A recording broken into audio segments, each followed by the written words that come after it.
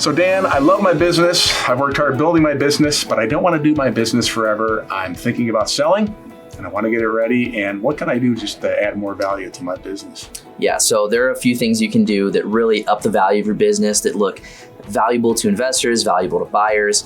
And one of those things is securing your workers with employment or contractor agreements so that you have a stable workforce. When you go to the buyer or the investor, you can say, these are my locked in positions at the management level, CEO level, and my day-to-day workers. So that's one thing you can do.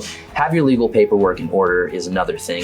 If you don't have an operating agreement or bylaws, if you don't have good bookkeeping, good record keeping, if you haven't filed an LLC, something like that, there are a lot of very successful businesses that don't do the basic steps. And one of the easiest ways to provide value to yourself, if it's not already there, it's low-hanging fruit.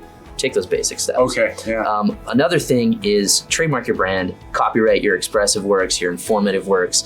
People don't think about this, but intellectual property, trademark registrations, copyright registrations, they go on an asset list. They're appreciable commodities.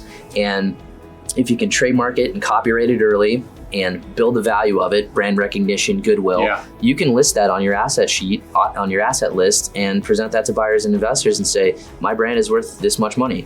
And then finally, take the steps to protect your confidential information as trade secrets. So there are certain things you don't want to put out there to the world. They give you a competitive advantage by nature of being secret.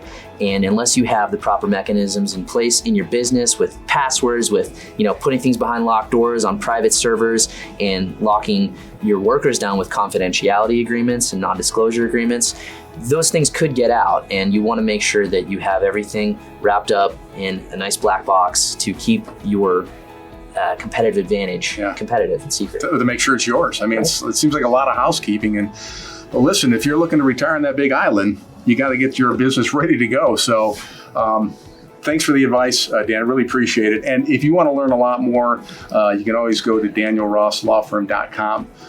Dan writes a whole bunch of articles on a slew of subjects. So thanks again, and hope that was helpful for you.